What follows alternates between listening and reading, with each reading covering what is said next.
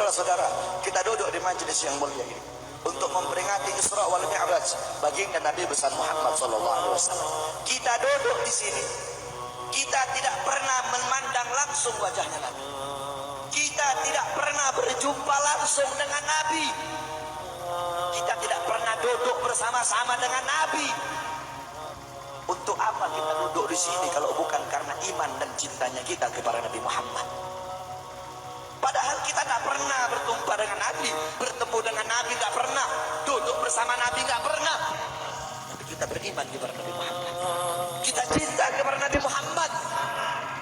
Kita umat yang dirindukan oleh Nabi, umat yang dicintai oleh Nabi. Rasulullah ketika beliau sedang duduk bersama para sahabat, Rasulullah berkata, wahai para sahabat, tahukah kalian golongan-golongan yang soleh? Tahukah kalian golongan-golongan yang mulia? Sahabat berkata, apakah para malaikat ya Rasulullah?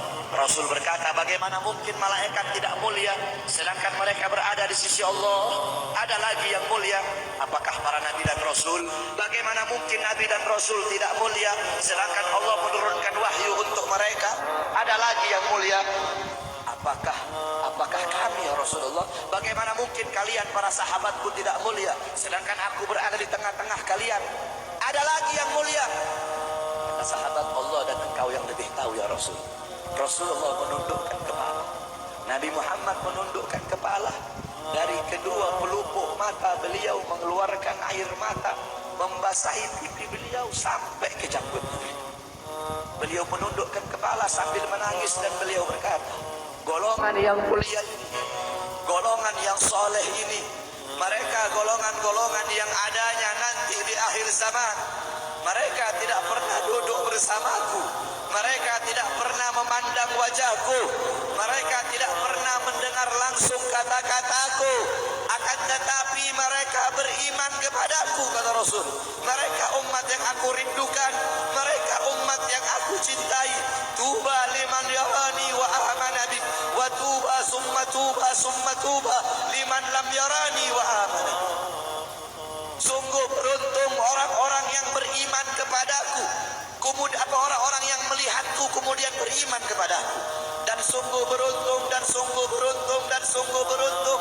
3 kali keberuntungan, 3 kali kemuliaan bagi orang-orang yang tidak pernah melihatku, akan tetapi mereka beriman kepadaku. Siapa? Kita umat Nabi Muhammad SAW. Kita tidak pernah memandang wajah Nabi, tidak pernah berkumpul dengan Nabi, tapi kita beriman kepada Nabi Muhammad. Apalagi kita umat Islam Indonesia. Umat Islam Indonesia, umat yang dicintai oleh Rasulullah. As-Sayyid Al-Habib Muhammad bin Ali Al-Maliki, ketika beliau berziarah ke makam Nabi Muhammad, dalam keadaan sadar beliau berjumpa langsung dengan Nabi Muhammad. Di belakang Nabi Muhammad ada ribuan orang. Habib Muhammad pun bertanya, ya Rasulullah, siapa yang ada di belakangmu ini ya Rasulullah? Ribuan orang ini, ribuan golongan ini, siapa ya Rasulullah? Rasulullah berkata, ini mereka yang ada di belakangku. Mereka adalah umat Islam yang aku cintai. Mereka umat Islam yang ada di Indonesia, kata Rasulullah SAW. Kita dicintai oleh Rasul. Kenapa? Coba kita lihat di Indonesia, saudara-saudara. Kalau bulan Maulud, kalau bulan Rabiul Awal, di kampung-kampung, di musola-musola, setiap masjid, setiap langgar, setiap pesantren, setiap RT, setiap RW, pasti bikin maulid Nabi Muhammad. Kalau udah bulan Rajab, setiap pesantren, musola, masjid, kampung, RT, RW, pasti bikin Isra wal Mi'raj baginda Nabi besar Muhammad. Negara-negara yang lain, tempat-tempat yang lain tidak seperti kita, saudara-saudara. Makanya kita menjadi umat yang dicintai oleh Rasul, umat yang dimuliakan oleh Nabi Muhammad, umat yang dirindukan oleh Nabi Muhammad SAW. Allah berkata dalam Al-Quran, laqad ja'akum rasulun min anfusikum azizun alaihi ma'anittum harisun alaikum bil mu'minina raufur rahim. Hei sekalian umat manusia, yang kaya, yang muda, yang tua, yang muda, yang kaya, yang miskin, mulai pejabat sampai rakyat, ulama sampai umat. Hei sekalian umat manusia, laqad ja'akum, telah sampai kepada kalian, telah datang kepada kalian rasulun, utusan Allah, min anfusikum, dari golongan kalian manusia. Azizun alaihi ma anittum, sungguh berat baginya penderitaan yang kau alami, sungguh berat baginya kesusahan yang kau alami. Sebelum kalian susah, dia lebih dahulu susah. Sebelum kalian menderita, dia lebih dahulu menderita. Sebelum kalian menangis, dia lebih dahulu menangis. Sebelum kalian berdarah, dia lebih dahulu berdarah. Azizun alaihi ma antum, harisun alaikum, dia menjaga kalian, menjaga akidah kalian, keyakinan kalian, tauhid kalian, syariat kalian, salat kalian, agar kalian tidak menyimpang, agar kalian tidak tersesat, agar kalian tetap berada di jalannya Allah. Bil mu'minina raufur rahim, kepada orang-orang yang beriman beliau sangat cinta, beliau sangat sayang, beliau mencintaimu sebelum engkau mencintainya, beliau merindukanmu sebelum engkau merindukannya. Siapa beliau? Siapa dia? Dia adalah seorang manusia yang mengorbankan jiwanya, mengorbankan nyawanya, mengorbankan darah dan hartanya demi kita sebagai umat. Beliau kepanasan, kedinginan, 3 hari 3 malam makan, mengganjal perutnya dengan sebongkah batu. Perut suci beliau berbunyi. Kelaparan bukan untuk dirinya, kelaparan bukan untuk anak cucunya, kelaparan demi kita sebagai umat. Beliau seorang manusia yang pipinya pernah tertusuk duri sampai tembus ke sebelah demi kita sebagai umat. Beliau seorang manusia yang pernah wajah beliau dilempari kotoran demi kita sebagai umat. Lupakah kalian dengan air mata beliau yang menetes setiap malam demi kalian? Lupakah kalian darah suci beliau yang menetes ketika berada di kota Taif, dilempari batu demi kalian? Ketika beliau pergi ke kota Taif, dahi beliau dilempar batu, darah ke beliau keluar. Ketika darah itu jatuh, ditampung darah beliau, ditampung darahnya. Sahabat berkata, ya Rasul, kenapa kau tampung darahmu ya Rasul? Rasul berkata, andaikan darahku jatuh di atas tanah Taif, penduduk kota Taif akan ditenggelamkan oleh bumi, sedangkan mereka adalah umatku. Luar biasa kasih sayang Nabi kepada kalian. Tapi kita sebagai umat tidak tahu diri. Kita sebagai umat merusak sunnahnya. Kita sebagai umat melanggar ajarannya. Kita sebagai umat semakin hari semakin jauh darinya, meninggalkan pakaiannya, meninggalkan ajarannya, meninggalkan sunnahnya, meninggalkan kepribadiannya, meninggalkan akhlaknya, meninggalkan Al-Qur'annya. Rasulullah SAW yang dimana qala Sayyidina Ali karamallahu wajha, inna Rasulullah fi akhir nafsi harrakat shafatayhi marratain fa'alqaitu sam'i fasami'tuhu yaqul ummati ummati faqubida Rasulullah sallallahu alaihi wasallam wa qala law kanat ad-dunya tadumu li wahidin la kana Rasulullah sallallahu alaihi wasallam fiha mukhallada. Dari Sayyidina Ali karamallahu wajha, ketika akhir-akhir detik-detik kematiannya Rasulullah, beliau mendengar, beliau melihat dari bibir Rasulullah bergerak dengan 2 kali gerakan. Beliau mendekatkan telinganya, mendekatkan pendengarannya, dan beliau mendengar Rasulullah berkata, ummati, ummati. Fagubida Rasul, meninggal Rasulullah SAW. Ketika nyawa Rasulullah akan dicabut, Rasulullah berkata kepada Jibril, wahai Jibril, aku belum puas meninggalkan umat. Aku tidak mau meninggalkan mereka dalam keadaan belum diberi jaminan oleh Allah. Wahai Jibril, sampaikan kepada Allah, aku tidak minta jaminan untuk diriku, aku tidak minta jaminan untuk keluargaku, aku minta jaminan untuk umatku. Wahai Jibril, sampaikan kepada Allah. Jibril pun pergi kepada Allah. Jibril pun berkata, ya Allah, kekasihmu Muhammad meminta jaminan untuk umatnya. Allah bilang, wahai Jibril, katakan kepada Muhammad, aku tidak akan menghinakan umat Muhammad. Basyirhu fa innahu awwalu nasin kharijum minal ardi idza bu'isu. Kemudian beliau ditarik lagi nyawa beliau. Beliau berkata, ya Khalil Israel, wahai kekasihku Israel, apakah seperti ini rasa sakit ketika dicabut nyawa? Israel berkata, iya ya Rasulullah, seperti inilah rasa sakit ketika dicabut nyawa ya Rasulullah. Ya Allah, biar aku menanggung sakratul maut seluruh umat. Ya Allah, mereka tidak akan kuat, mereka tidak akan sakit. sanggup. Aku nabi mereka, aku pemimpin mereka. Biar aku menanggung beban penderitaan sakratul maut mereka ya Allah. Biar aku menanggung sakratul maut umatku ya Allah. Di mana kita sebagai umat? Apa yang telah kita lakukan untuk Nabi Muhammad? Nabi berkorban untuk kita di saat detik-detik terakhir nafasnya, tidak memikirkan rasa sakitnya, tidak memikirkan pedihnya, tidak memikirkan beratnya.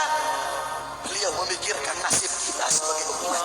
Kelak di yaumil qiyamah, ketika para nabi dan para rasul berkata, nafsi, nafsi, nafsi, nafsi, diriku sendiri, jiwaku sendiri, aku urus urusanku sendiri, aku tidak bisa tolong kalian.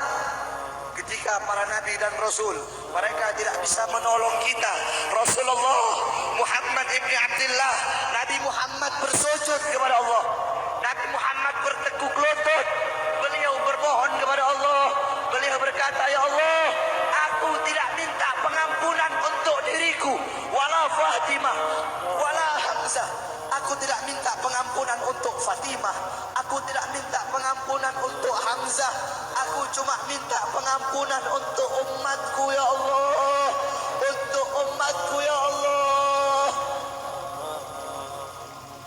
Rasulullah tidak meminta pengampunan untuk dirinya, tidak meminta pengampunan untuk anaknya, tidak meminta pengampunan untuk paman bibinya, tidak meminta pengampunan untuk keluarga atau anak cucunya, tapi beliau meminta pengampunan untuk kalian sebagai umat. Karena begitu cintanya beliau kepada umat, karena begitu sayangnya beliau kepada umat, sampai beliau berkata, lau yushaku ahadukum bi syaukatin fi rijli la ajidu ala ma fi qalbi. Andaikan kalian, salah satu dari kalian kakinya tertusuk duri, andaikan salah satu dari kita yang duduk di sini, kaki kita ada yang terkena duri, pasti kita merasakan sakit. Apa kata Rasul? Maka aku tidak merasakan apa yang kalian rasakan, kecuali yang aku rasakan. Sampai dalam hati aku rasakan rasa sakit kalian. Ya, gimana cintanya Rasul kepada kita? Apa yang sudah kita lakukan untuk Nabi? Sudahkah kita mengorbankan kedua mata kita untuk memandang hal-hal yang disukai oleh Nabi? Sudahkah mengorbankan kedua tangan kita memberi makan golongan-golongan yang dicintai oleh Nabi? Mengorbankan lidah kita untuk mendakwahkan, mensuarakan ajaran syiar Nabi? Sudahkah mengorbankan kedua kaki kita melangkah ke tempat-tempat yang diridhoi oleh Nabi? Kita masih belum bisa balas jasa Nabi, dan tidak akan pernah bisa membalas jasa Nabi Muhammad. Jangankan kita duduk di sini berjam-jam, walaupun kita duduk di sini sampai pagi kita duduk, seumur hidup kita duduk di sini, masih belum bisa membalas jasa Nabi Muhammad. Sekalipun kita merangkak, engkau merangkak dari rumahmu menuju makam Nabi, merangkak bukan dengan kaki, merangkak bukan dengan mata, bukan dengan tangan. Walaupun kalian merangkak dengan kedua mata dari rumah kalian menuju makam Nabi, itu masih belum bisa membalas jasa-jasa Nabi Muhammad sallallahu alaihi wasallam. Kita tidak bisa membalas jasa-jasa Nabi Muhammad. Kecintaan kita tidak ada apa-apanya. Apakah kecintaan kita lebih besar daripada kecintaan seorang anak kecil yang ada di zaman Syekh Abdurrahman Ad-Dibai? Di zaman Syekh Abdurrahman Ad-Dibai, pengarang Maulid Diba, ketika beliau ingin berziarah ke makamnya Rasul, ketika beliau ingin ziarah ke makamnya Nabi, ada satu orang anak kecil ingin ikut berziarah. Maka kata rombongan, hai anak kecil, engkau tidak boleh ikut. Ini perjalanan memakan waktu berhari-hari, bisa 4 hari, 5 hari, bahkan sampai 1 minggu. Kau tidak boleh ikut. Pergi anak kecil. Pergilah rombongan Syekh Abdurrahman Ad-Dibai untuk ziarah ke makamnya Nabi. Tanpa sepengetahuan rombongan, ternyata anak kecil tersebut bergelantungan di bawah kereta kuda Syekh Abdurrahman Ad-Dibai. Anak kecil itu bergelantungan. Dia sampai berhari-hari gak makan, gak minum, gak tidur. Hanya apa? Hanya ingin pergi ziarah ke makam Nabi. Saking cintanya kepada Nabi Muhammad, dia sembunyi-sembunyi bergelantungan di bawah kereta. berhari-hari. Sampai ketika sampai di Madinah, itu anak kecil jatuh. Itu anak kecil terjatuh. Rombongan bilang, bukan ini anak kecil yang waktu itu mau ikut. Berarti sudah berhari-hari dia di bawah kereta ini. Dia nggak makan, dia nggak minum, dia nggak tidur. Anak kecil itu berlari. Anak kecil itu berlari sampai dia terjatuh. Saking bahagianya, dia sudah sampai di Madinah. Dia ambil debu-debu Madinah, pasir Madinah, dia ambil, dia usapin ke mukanya. Saking bahagianya, sampai itu anak mati. Anak kecil tersebut mati, membawa kecintaannya kepada Nabi Muhammad. Anak kecil itu mati, gak makan berhari-hari, gak tidur, gak minum, hanya ingin ziarah ke makam Nabi Muhammad. Padahal anak kecil itu tidak pernah memandang Nabi, tidak pernah berkumpul dengan Nabi. Kecintaannya luar biasa kepada Rasulullah. Akhirnya anak itu dimakamkan oleh Syekh Abdul Rahman Ad-Dibai di Madinah. Anak kecil itu dimakamkan di Madinah. Nah, setiap tahun Syekh Abdul Rahman Ad-Dibai ziarah ke makamnya Nabi, pasti ziarah ke makam itu anak kecil. Yang anehnya, setiap Syekh Abdul Rahman Ad-Dibai ziarah makam anak kecil tersebut, kubur anak kecil tersebut bergeser dengan sendirinya mendekati makam Nabi Muhammad SAW. Sampai sekarang makam anak kecil itu ada di samping Masjid Nabawi. Saking cintanya anak kecil tersebut kepada Rasulullah SAW. Kecintaannya kita nggak ada apa-apanya. Kita tiap hari maksiat, tiap hari berbuat dosa, melakukan hal-hal mungkarat, dhalalat, sayyiat. Takutlah kita kepada Allah. Kembalilah ke ajaran Nabi Muhammad. Jadikan beliau sebagai teladanmu, jadikan beliau sebagai pedomanmu. Hidupkan rumah tanggamu dengan ajaran beliau. Hidupkan kampungmu dengan ajaran dan sunnah beliau.